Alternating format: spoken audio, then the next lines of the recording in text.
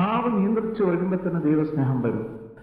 ദൈവസ്നേഹം വരുമ്പോൾ ക്ഷമിക്കുന്ന സ്നേഹമാണ് ആദ്യം അവിടെ തുടങ്ങുന്നത്. അപ്പൊ നാക്കിനെ നിയന്ത്രിക്കാനുള്ള സങ്കീർത്തനം വീണ്ടും വരണം 109 2-6 വചനത്തില് നാക്കിനെപ്പറ്റി. ഈ നാക്കിനെപ്പറ്റി വായിച്ചു വരുമ്പോൾ വീണ്ടും നാക്കിനെ നിയന്ത്രിക്കാൻ തോന്നും. നാക്കിനെ നിയന്ത്രിക്കുമ്പോൾ എന്താ തുടങ്ങുന്നത്? ശരീരത്തെ മുഴുവൻ നിയന്ത്രിക്കാൻ തുടങ്ങും. അതുകൊണ്ടാണ് വിശുദ്ധ പൗലോസ് പറയുന്നത് 1 കൊരിന്ത്യർ 9:27 എന്നെ തന്നെ, ഞാനെല്ലാം പറയുന്നു, പക്ഷെ എന്നെ തന്നെ നിയന്ത്രിച്ചിരിക്കണം. ഈ ആത്മനിയന്ത്രണം വരണമെങ്കിൽ നമ്മുടെ നാക്കിനെ നിയന്ത്രിച്ചിരിക്കണം. ഇത് വലിയ രഹസ്യമാണ്, ആത്മീയ രഹസ്യമാണ്. സുഭാഷിതങ്ങൾ 10:19 സുഭാഷിതങ്ങൾ 13:3 സുഭാഷിതങ്ങൾ 15:4 ഒന്ന് വായിച്ചത്. അപവാദം പറയുന്നവൻ മൂഢനാണ്, വാക്കുകളേറുമ്പോൾ തെറ്റ് വർദ്ധിക്കുന്നു. വാക്കുകളെ നിയന്ത്രിക്കുന്നവന് വീണ്ടും വിചാരമുണ്ട്. നീതിമാന്മാരുടെ നാവ് വിശിഷ്ടമായ വെള്ളിയാണ്, ദുഷ്ടരുടെ മനസ്സ് വിനകെട്ടതും. കണ്ടോ, ഇതുകൊണ്ടാണ് ഈ കോടതിയിലൊക്കെ ക്രോസ് ചെയ്ത് കടവാഹനം ഇട്ടിട്ട് ക്രോസ് ചെയ്യണത്. വേണ്ടാത്തൊക്കെ പറയുന്നറിയാതെ മനസ്സിലായില്ലേ? അതുകൊണ്ടാണ് ഈ വക്കീലിന്റെ നാവെന്ന് പറഞ്ഞാൽ വല്ലാത്തൊരു നാവെന്ന് എല്ലാവരും വെച്ചിരിക്കുന്നത്. ഇല്ല നുണയെല്ലാം കൂട്ടി. പക്ഷെ ദൈവം വക്കീലിനെ അനുഗ്രഹിച്ചാല ദൈവത്തിന്റെ നാവാക്കി ദൈവം എടുക്കും. കാരണം അത്രയും വലിയ നാക്കായിരിക്കും, ഷാർപ്പനായിരിക്കും. അത് നമ്മുടെ വക്കീലിന് ദൈവത്തിന്റെ വക്കീലാക്കി കൊണ്ടുവരും ചെയ്യും. ശക്തമായ പ്രവാചകരാക്കി മാറ്റും, ശക്തനാക്കി മാറ്റും കർത്താവ്. അല്ലെ നോക്കും, നേരത്തെ പ്രവൃത്തി ചെയ്യുന്നതാണ്. ഓരോരുത്തർ അറിയാൻ സാധിക്കും ആരൊക്കെ കർത്താവിന് ശക്തിയായിട്ട് വരുന്നു, ആരെല്ലാം ലയിച്ചിയായിട്ടിരിക്കുമെന്ന്, ആരെല്ലാം മുൻകൂട്ടി കാണിക്കും കർത്താവ്. അതറിയാൻ സാധിക്കും. അതുകൊണ്ടാണ് അവർക്ക് കൂടുതൽ ശാസനം കൊടുക്കും. അറിയാമോ?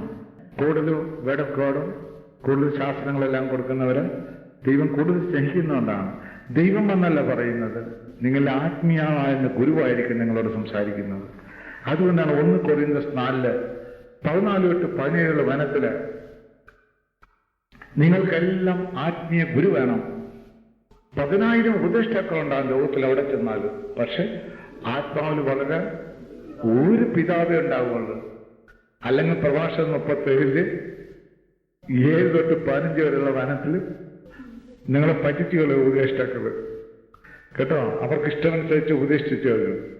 അവരുടെ ബുദ്ധിക്ക് അതീതമായി. മറ്റു ദൈവത്തിന്റെ ആത്മാവിലായിരിക്കണം കേട്ടോ. അതുപോലെ തന്നെ ആ ആത്മീയ ഗുരു വചനത്തിൽ അധിഷ്ഠിതമായിരിക്കണം.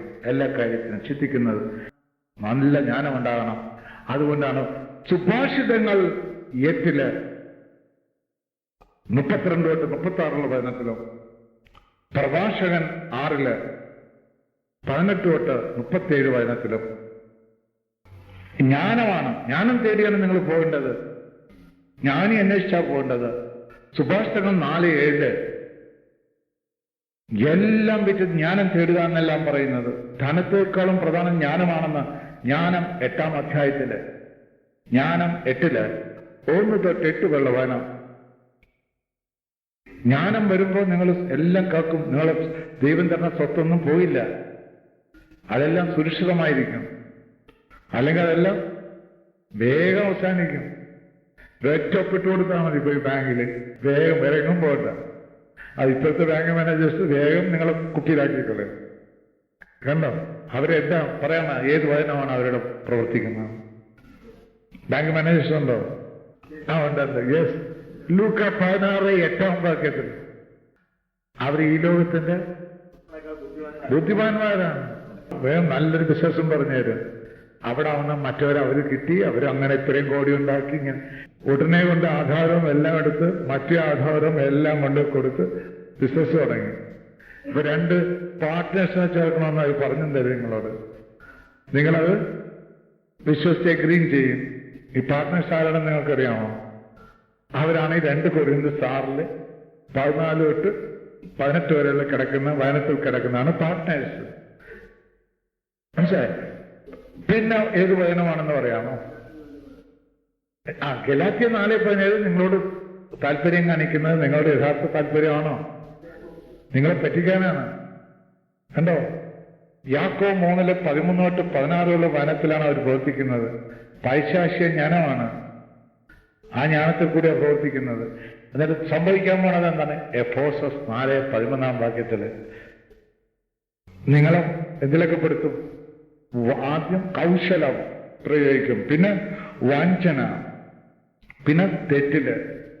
കുടിക്കാത്ത ആള് ഒരു പെഗ് കുടിപ്പിക്കുക. കുടിച്ചിട്ടുള്ള ആളാണെങ്കിൽ എന്ത് ചെയ്യവര്? ഏത് വിസ്കിയാണ് ഇഷ്ടമെന്ന് നോക്കും നിങ്ങൾ. അത് ക്ലബിൽ ചോദിച്ചാൽ പറഞ്ഞു തരും ബാർമാൻ.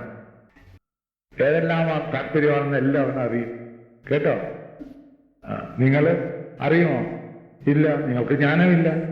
യാക്കോബ് 3:17 ഉണ്ടെങ്കിലോ ജ്ഞാനമുണ്ടെങ്കിലോ അതിന് വല്ലതും നടക്കുമോ? നിങ്ങൾ മത്തായി 10:16 ആവും. എന്താണ് മത്തായി 10:16? സർപ്പത്തെ പോലെ വിവേകിയാണെന്ന് കർത്താവ് പറഞ്ഞല്ലേ? അപ്പൊ എവിടെ ചെന്നാലും സർപ്പത്തെ പോലെ വിവേകിയായി പ്രവർത്തിക്കും. നമ്മൾ എല്ലാം മുൻകൂട്ടി കാണാം. അപകടങ്ങളെല്ലാം മുൻകൂട്ടി അറിയാൻ സാധിക്കും. ഒരാളുടെ സംസാരത്തിൽ നിന്ന് അയാള് അറിയാൻ സാധിക്കും.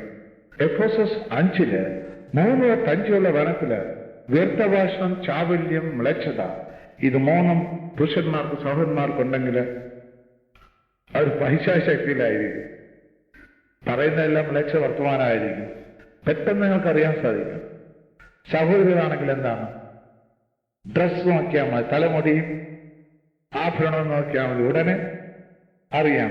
പ്രഭാഷകൻ ഏതിലാണ്? 19:29-30 വേഷം, ഭൂഷണം, നടപ്പ് ഒക്കെ അറിയാൻ സാധിക്കും.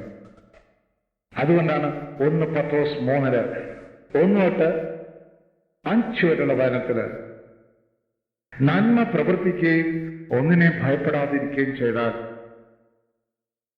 സഹോദരർക്ക് വിശുദ്ധരാകാമെന്ന്. ആദ്യം പറയുന്ന ഭർത്താവിന് വിധേയത്വം വരിക. ഭർത്താവിന് വിധേയത്വം വരുമ്പോൾ തന്നെ എല്ലാം ദൈവം കൊടുത്തു. അതാണ് ഉത്തമ ഭാര്യയുടെ ഗുണം. സുഭാഷിതങ്ങൾ 30:10 പറഞ്ഞെന്താണ്? അത് നമ്മൾ കഴിഞ്ഞ പ്രാവശ്യം എടുത്തെന്നോ? 10 വാക്യം ഒന്ന് വായിച്ചു. ഉത്തമ ഭാര്യ എന്ന് പറഞ്ഞുകൊണ്ട് നിങ്ങൾക്കെല്ലാം കിട്ടിയിരിക്കുന്നതാണ് ഉത്തമ ഭാര്യമാരെ. ഭാര്യയെ കണ്ടുപിടിക്കാൻ ആർക്ക് കഴിയും? അവൾ രത്നങ്ങളെക്കാൾ അമൂല്യത്രേ. ഭർത്താവിന്റെ ഹൃദയം അവളിൽ വിശ്വാസം അർപ്പിക്കുന്നു. അവന്റെ നേട്ടങ്ങൾ വർദ്ധിക്കുകയും ചെയ്യുന്നു. അവന്റെ നേട്ടങ്ങൾ വർദ്ധിക്കുകയും ചെയ്യുന്നുണ്ട്. അപ്പൊ ഉത്തമ ഭാര്യ എന്തെല്ലാം ദാനങ്ങൾ കൊടുക്കുന്നല്ലേ? ആ ദൈവഭക്തിയുള്ളവന് കിട്ടുന്ന കൃപയാണത്. ആ ദൈവഭക്തിയാണ് അപ്പൊ എല്ലാത്തിനും അടിസ്ഥാനം. സകലത്തിന് അടിസ്ഥാനം വരുന്നത് ഈ നാക്കിനെ നിയന്ത്രിക്കുക എന്ന് പറഞ്ഞത്. അപ്പൊ നമ്മൾ ഏതൊക്കെ വായിച്ചു? ഇപ്പോ സങ്കീർത്തനം 52, ഇനി 58 വായിച്ചു. വായിക്കും 3-4. 58 3-4 വാക്യം സങ്കീർത്തനം. ഈ സങ്കീർത്തനങ്ങൾ വായിക്കുമ്പോൾ ഒന്ന് അറിയണം, നിങ്ങൾ ദുഃഖത്തിലും ദുരിതത്തിലും പ്രയാസങ്ങളും സാമ്പത്തിക ഞെരുക്കത്തിലും എല്ലാവിധ കടബാധ്യതകളിലും പല വിധത്തിലുള്ള പ്രശ്നങ്ങൾ, കുടുംബപരമായി ശത്രുക്കളെ നിങ്ങൾ ആക്രമിക്കുന്ന സമയങ്ങൾ, ശത്രുക്കളെ നിങ്ങൾ ദുഷിക്കുന്ന സമയങ്ങൾ, ഇതെല്ലാം വരും. ഇതെല്ലാം കൂടിയല്ല കുറയുകയില്ല. അറിയണം. നിങ്ങൾ ഇതൊക്കെ അവസാനിക്കുന്നില്ലേ? ഈശോയിൽ വരുമ്പോൾ ഇത് കൂടും പ്രൊപ്പോർഷൻ. ഈശോയിൽ ഇല്ലാത്തവർക്ക് ഒന്നും ഉണ്ടാകില്ല. തന്നെയും കുട്ടിച്ച് പാട്ടും പാടി തലയിൽ കെട്ടി കണക്കാം. ഈശോയിൽ വരുമ്പോഴേ ഇതെല്ലാം ഉണ്ടാവുള്ളൂ. ഇതുകൊണ്ടാണ് സങ്കീർത്തനം 109-20 വാക്യം കർത്താവിന് എതിര് പറയുന്നവർക്ക് കൊടുക്കുന്ന ശിക്ഷ ഭയങ്കരമാണ്. 109-6-19 വചനം ഉത്തരവും. 109-20 വാക്യം എഴുതിയോ? അവിടെ ഒരു ചോദ്യം തന്നെ എഴുതി. എന്നിട്ട് അതിന്റെ ഉത്തരം 6-19 വചനം പോയി വീട്ടിൽ നിന്ന് വായിക്കുമ്പോൾ അറിയാം. ഈശോയ്ക്കെതിരായി പ്രവർത്തിക്കുന്ന, അതായത് ഈശോയിൽ പ്രവർത്തിക്കുന്നവർക്ക്, നമുക്കെതിരായി പ്രവർത്തിക്കുന്നവർക്ക് കിട്ടുന്ന ശിക്ഷ ഇതായിരിക്കുമെന്ന് ദൈവം സമ്മതിക്കില്ല. ഭയങ്കരമാണത്. കേട്ടോ? അത് നടന്നിരിക്കും. കാരണം സങ്കീർത്തനം കൂടിയാണ്. ഇതുകൊണ്ടാണ് സങ്കീർത്തനം വായിക്കേണ്ടത്. സങ്കീർത്തനം വായിക്കുമ്പോൾ ആത്മീയ ശക്തി നിങ്ങൾക്ക് കിട്ടും.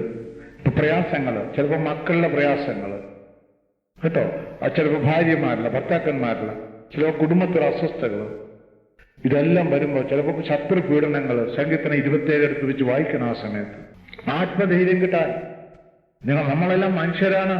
മത്തായി 26:41 ആത്മാവ് സന്നദ്ധമാണെങ്കിലും ശരീരം ബലഹീനമാണ്. ഏറ്റവും ബലഹീനമായ മനുഷ്യര്. ഒന്നിനും കൊള്ളാത്ത അവസ്ഥയാണ് നമ്മുടെ. യെശയ്യാ 41:14 പുഴുക്കളാണെന്ന് പറയുന്നത്. വെറും ശ്വാസമാണെന്നാണ് പറയുന്നത്. യെശയ്യാ 2:22. ഒരു നിശ്വാസം മാത്രമാണ്. ഈ അവസ്ഥകളിൽ നാം ആരെ ആശ്രയിക്കും? യേശുവിന്. അതിനാണ് സങ്കീർത്തനങ്ങൾ വായിക്കുന്നത്. രാത്രിയിൽ നിന്ന് സങ്കീർത്തനം 119 വായിരി. കുറച്ച് നാൾ കഴിഞ്ഞാൽ എവിടെ വരും നിങ്ങൾ? എവിടെയായിരിക്കും? നിങ്ങൾ ജ്ഞാനത്തിലോട്ട് കടക്കും, ആത്മീയ ചൈതന്യത്തിലോട്ട് കടക്കും. അപ്പോഴാണ് വിവേചനപരം, വിവേചന ശക്തി എല്ലാം കിട്ടുന്നത്. അതിൽ സങ്കീർത്തനം 119 ഓരോ വചനം വെച്ചിട്ട് ധ്യാനിക്കണം.